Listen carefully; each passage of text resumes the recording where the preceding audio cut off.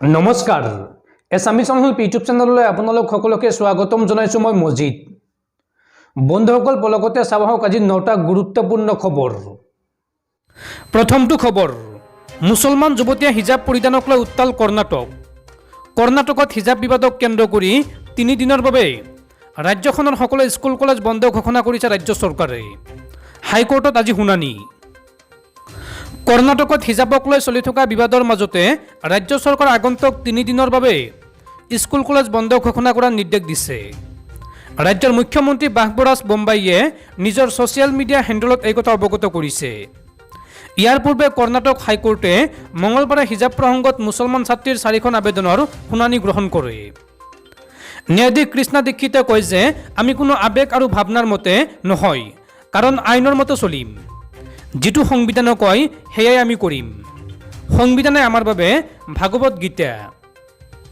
আদালতে বুধবাৰে পুনৰ এবাৰ শুনানি গ্ৰহণ কৰিব তেওঁ কয় যে এটা গোচৰৰ যি সিদ্ধান্ত হ'ব সেয়া সকলো আবেদনৰ ওপৰত কাৰ্যকৰী হ'ব অধিবক্তা দেবেন্দ্ৰ কামাতে মুছলমান ছাত্ৰীৰ হৈ আদালতত নিজৰ পক্ষ ৰাখে আনহাতে ৰাজ্যৰ এডভোকেট জেনেৰেল চৰকাৰৰ ফালৰ পৰা শুনানিত অংশগ্ৰহণ কৰে এই ঘটনাক লৈ হাইকোৰ্টত শুনানি অব্যাহত আছে ইয়াৰ পূৰ্বে সীমাতকৈ অধিক লোক শুনানিৰ সৈতে জড়িত হোৱাত এডভোকেট জেনেৰেলে কণ্টেক্ট কৰিব নোৱাৰিলে ইয়াৰ পিছত একাংশ লোকক আঁতৰি যাবলৈ কোৱা হয় জুম ছেছনত হোৱা শুনানিৰ বাবে 500 লোকৰ সীমা ৰখা হৈছিল কামাতে 2018 চনৰ কেৰালা হাইকোৰ্টৰ গোচৰৰ বিষয়ে কয় য'ত ন্যায়াধীশ মুস্তাক আহমেদে প্ৰাইভেট স্কুলত হিজাব নিপিন্ধাৰ সিদ্ধান্ত দিছিল কামাতে কয় যে সেয়া মিছনেৰী স্কুল আছিল কৰ্ণাটকত হিজাবক লৈ বিবাদ 1 জানুৱাৰীৰ পৰা আৰম্ভ হৈছিল উডুপিত 6 গৰাকী মুছলমান ছাত্ৰীক হিজাব পিন্ধাৰ বাবে কলেজত ক্লাছৰুমত বহাত বাধা দিয়া হৈছিল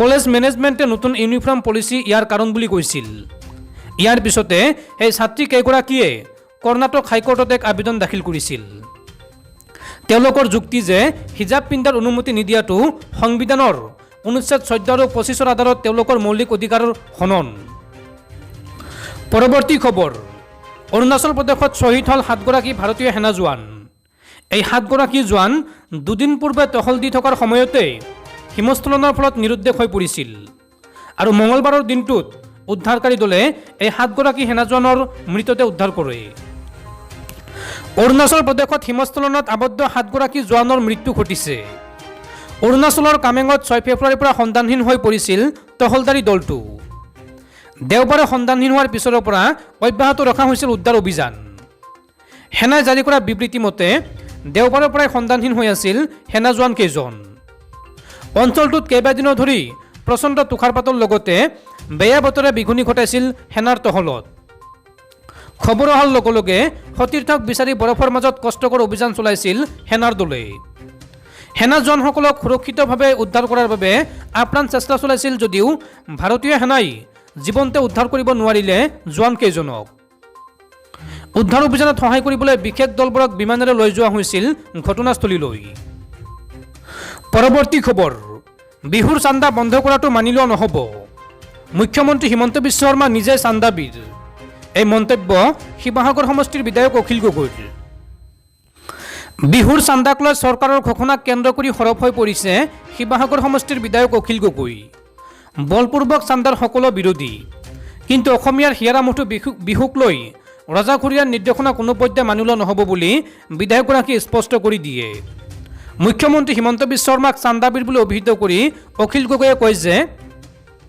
যিজন লোক ছাত্ৰ সংগঠনত থকাৰ পৰা মুখ্যমন্ত্ৰী হৈ থকালৈকে চান্দা উঠাই আহিছে সেইজনে এতিয়া বিহুক লৈ চান্দাৰ বিৰোধিতা কৰিছে ছাত্ৰ সন্থাত থকাৰ দিনত চান্দা তোলা আলফাৰ দিনত চান্দা তোলা আইনৰ ৰোষত পৰা কংগ্ৰেছৰ দিনত চান্দা সংস্কৃতিক মান্যতা দিয়া বিজেপিলৈ আহি স্বাস্থ্যমন্ত্ৰী হৈ থকাৰ পৰা মুখ্যমন্ত্ৰী হোৱালৈকে চান্দা উঠোৱা এইজন হিমন্ত বিশ্ব শৰ্মাই বিহুক লৈ চান্দা বন্ধ কৰাৰ নিৰ্দেশনা কোনো কাৰণত গ্ৰহণযোগ্য নহয় বলপূৰ্বক চান্দা সংগ্ৰহ মানি লোৱা নহ'ব কিন্তু ৰাইজে স্বেচ্ছা আগবঢ়োৱা বৰঙণি সংগ্ৰহ কৰি বিহু আমি আগৰ দৰে উদযাপন কৰিম বিহুক লৈ চৰকাৰৰ নিৰ্দেশনা কোনো কাৰণত মানি লোৱা নহ'ব এই বুলি সংবাদমেলত স্পষ্ট কৰি দিয়ে অখিল গগৈয়ে চান্দা উঠোৱাৰ বিৰোধ কৰা এখন চৰকাৰে ব্যৱসায়ীসকলৰ অৱস্থা শোচনীয় বুলি উল্লেখ কৰিছে যদিও তেওঁলোকৰ অৱস্থা কিয় উন্নত কৰিব পৰা নাই বুলি বিধায়কগৰাকীয়ে প্ৰশ্ন কৰে তেওঁ কয় যে জিএছটি বিমুদ্ৰাকৰণ আৰু কোভিডৰ বাবে বাণিজ্যৰ অৱস্থা শোচনীয় হৈ পৰিছে। এই সময়ত প্ৰৱৰ্তন কৰিছে বিজেপি চৰকাৰে। বিহু উদযাপন কৰাৰ বাবে এতিয়া বিহু সমিতিসমূহে চৰকাৰে প্ৰদান কৰা 1.5 লাখ টকাৰ বাবে দিছপুৰলৈ মাকো মাৰি থকাৰ ব্যৱস্থা কৰিছে। বিহু সমিতিসমূহক এতিয়া চৰকাৰ আৰু বিজেপিয়ে নিয়ন্ত্ৰণ কৰাৰ এক পৰিকল্পনা কৰিছে। এনে এক প্ৰক্ৰিয়াৰ মাজেৰে বিজেপি চৰকাৰে বিহুক নিষেধ কৰাৰ পৰিকল্পনা কৰা বুলি বিধায়কগৰাকীয়ে উল্লেখ কৰে। শিৱসাগৰৰ আৱৰ্ত ভৱনত অনুষ্ঠিত এক সংবাদমেলত বিধায়ক অখিল গগৈয়ে চৰকাৰৰ ৰঙা চকুলৈ ভয় নকৰি ৰাইজৰ বৰঙণিৰ দ্বাৰা বিহু অনুষ্ঠিত কৰিব বুলি ঘোষণা কৰাৰ লগতে অসমীয়া ৰাইজক চৰকাৰে বিহুৰ ওপৰত লগোৱা লেকাম মানি নল'বলৈ আহ্বান জনায়।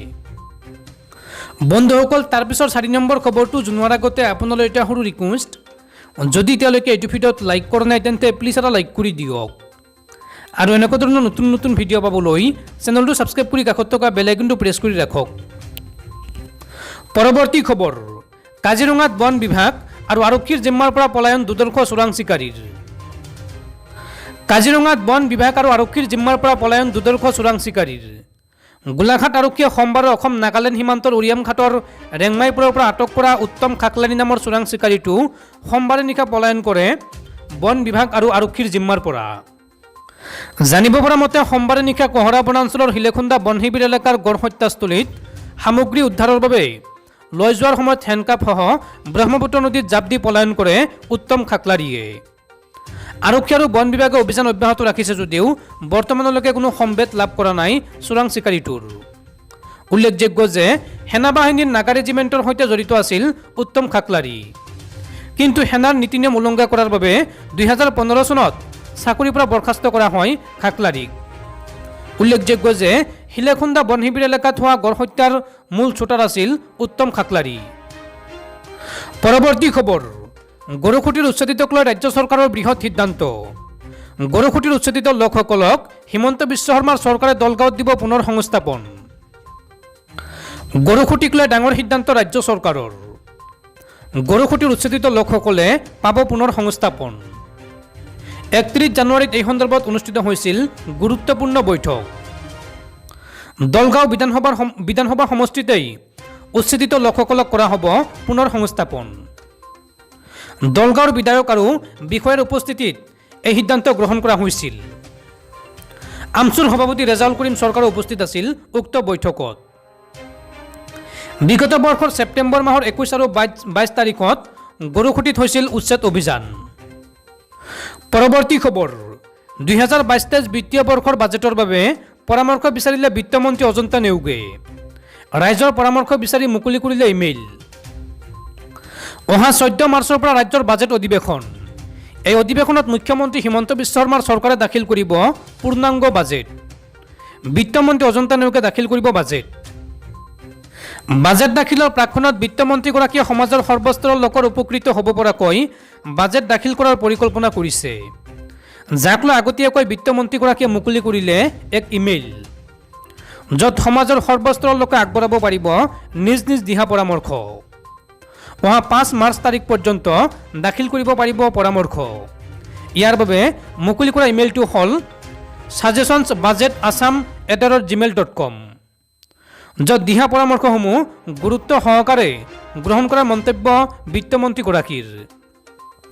পৰিকল্পনাবিহীন সামঞ্জস্য বাজেট প্ৰস্তুত কৰি আভুৱা নভৰাৰ দৃঢ় সংকল্প লৈ বাস্তৱধৰ্মী বাজেট দাখিল কৰাৰ পক্ষপাতী বিত্তমন্ত্ৰী অজন্তা নেওগ। ইয়াৰ বাবে প্ৰতিটো বিভাগলৈ মন্ত্ৰীগৰাকীৰ কাৰা নিৰ্দেশ। বাজেটত নিৰ্ধাৰিত পুঁজি অনুসৰি বাজেট প্ৰস্তুত কৰক, যিটো নিৰ্ধাৰিত অনুসৰি কাৰ্যকৰী হয়। পৰৱৰ্তী খবৰ, বিটিআৰত ভূমি অধিকাৰ হেৰুৱাইছে অজনজাতীয় লোকে। এই বিস্ফোৰক অভিযোগ ABMCৰ।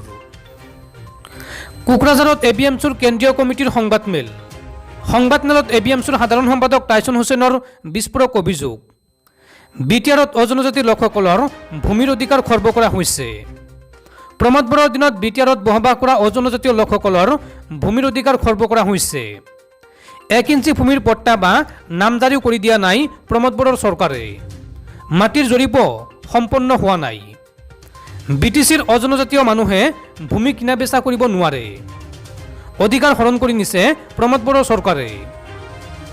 অজনজাতিৰ ভূমিৰ সকলো কাম বন্ধ কৰি থৈছে। বিটিআৰ চৰকাৰৰ নিজা উদ্যোগত এটুকুৰা মাটিৰ বাবেও কাকো পট্টা দিয়া নাই।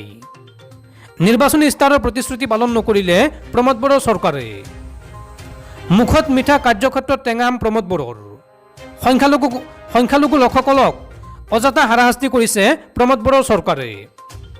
প্ৰমোদ বড়োৰ নিজা সমষ্টি গয়াবৰীত সংখ্যালঘুৰ কৰিছে হাৰাশাস্তি। সমষ্টিটোৰ গয়াবাৰীত সংখ্যালঘু লোকলৈ প্ৰেৰণ কৰিছে ডি ভোটাৰৰ জাননী। সংবাদমেল পাতি প্ৰমোদ বড়োৰ চৰকাৰৰ বিৰুদ্ধে এই বিস্ফোৰক অভিযোগ উত্থাপন কৰে এবিএমছুৱে। পৰৱৰ্তী খবৰ, উদ্বোধনৰ 3 দিন পিছতে তললৈ বহি গ'ল 45 কোটি টকীয়া উৰণীয়া সেতু। সৰস্বতী পূজাৰ দিনা মুখ্যমন্ত্ৰী হিমন্ত বিশ্ব শৰ্মাই উদ্বোধন কৰিছিল গোলাঘাট ফৰকাটিং উৰণীয়া সেতু।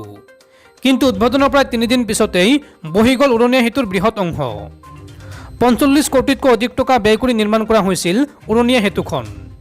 কিন্তু উদ্বোধনৰ এসপ্তাহ নহওঁতেই উৰণীয়া সেতুখনৰ বৃহৎ অংশ বহি যোৱাক লৈ প্ৰতিক্ৰিয়া প্ৰকাশ কৰিছে একাংশ লোকে। বহুতে অভিযোগ উত্থাপন কৰি কৈছে যে উৰণীয়া সেতুখন নিৰ্মাণত হৈছে বৃহৎ কেলেংকাৰী। লাখ লাখ টকা ব্যয় সাপেক্ষে নিৰ্মাণ হোৱা প্ৰায় 670 মিটাৰ দৈৰ্ঘ্যৰ উৰণীয়া সেতুখনৰ এটা অংশ বহি যোৱাৰ পিছতেই এতিয়া বহু প্ৰশ্ন উত্থাপন হৈছে। পৰৱৰ্তী খবৰ, ৰাজ্যত ক্ৰমান্বয়ে কমি আহিছে কৰোনাত আক্ৰান্ত হোৱা আৰু মৃত্যু হোৱা লোকৰ সংখ্যা। অসমত বিগত 24 ঘণ্টাত নতুনকৈ পুনৰ 431 গৰাকী লোকৰ দেহত ধৰা পৰিছে কোভিড-19 পজিটিভ। অসমত পুনৰ 431 জন লোকৰ দেহত ধৰা পৰিছে কোভিড-19 পজিটিভ। ইয়াৰে 106 জন কামৰূপ মেট্ৰৰ, 25 জন কামৰূপ গ্ৰাম্যৰ, 21 জন ডিব্ৰুগড়ৰ আৰু 21 জন যোৰহাটৰ। ৰাজ্যত মঙলবাৰৰ দিনটোত সুস্থ হয় 1246 জন লোক। ইয়াৰ বিপৰীতে উক্ত দিনটোত ৰাজ্যত কৰোনাত আক্ৰান্ত হৈ 8 জন লোকৰ মৃত্যু হয়।